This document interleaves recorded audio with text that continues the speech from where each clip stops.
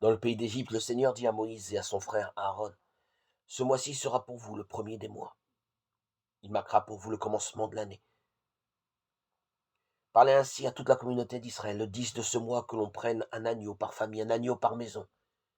Si la maisonnée est trop peu nombreuse pour un agneau, elle le prendra avec son voisin le plus proche, selon le nombre des personnes. Vous choisirez l'agneau d'après ce que chacun peut manger. Ce sera un agneau sans défaut, un mâle, âgé d'1 an. Vous prendrez un agneau ou un chevreau, vous le garderez jusqu'au 14e jour du mois. Dans toute l'assemblée de la communauté d'Israël, on immolera au coucher du soleil. On prendra du sang que l'on mettra sur les 2 montants et sur le linteau des maisons où on le mangera. On mangera sa chair cette nuit-là, on la mangera rôtie au feu, avec des pains sans levain et des herbes amères. Livre de l'Exode, chapitre 12, versets 1, 13, 25, 27.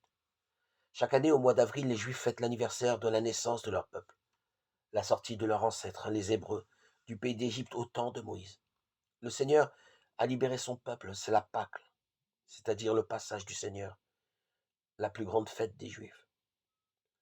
Au temps de Jésus, ceux qui le pouvaient montaient en pèlerinage à Jérusalem et sacrifiaient un agneau, l'agneau pascal, en souvenir de cette libération. Aujourd'hui, quand une famille juive célèbre la Pâque, que se passe-t-il?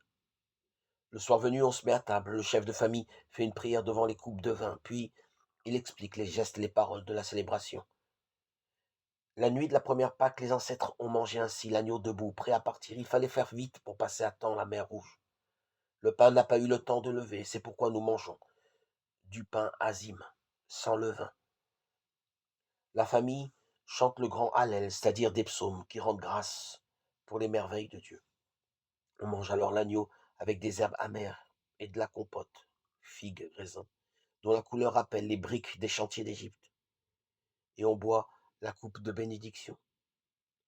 Pour les chrétiens, cette première Pâque avec Moïse annonce la Pâque de Jésus, c'est-à-dire son passage de la mort à la vie, sa passion et sa résurrection.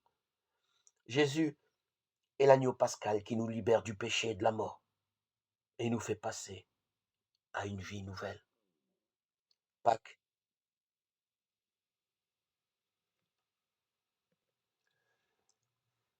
est le passage des ténèbres à la lumière, de la mort de notre Seigneur Jésus-Christ à sa résurrection, qui est aussi la nôtre, nous les croyants, qui avons reçu à notre baptême son esprit, et qui aujourd'hui encore, en 2023, nous font dire, nous font proclamer que Jésus est bel et bien vivant.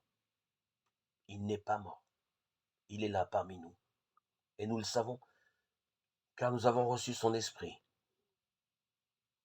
Nous témoignons de la parole et de sa résurrection par cet esprit qui nous anime jour après jour dans notre quotidien.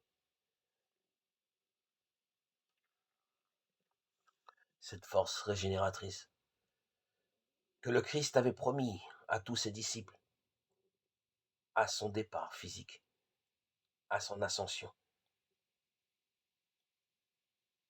Il fallait qu'il parte pour qu'il nous le donne, cet esprit de vérité,